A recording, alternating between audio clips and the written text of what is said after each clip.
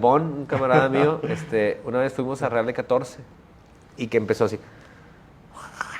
Luego, pero como si fuera un dinosaurio, así, como que un dinosaurio así, y chiflaba y todo, salía fuego. Y dije, jamás he escuchado ese combo, no lo puedo hacer, o sea, cómo le hizo, pero hacía un combo de ronquido, Javier.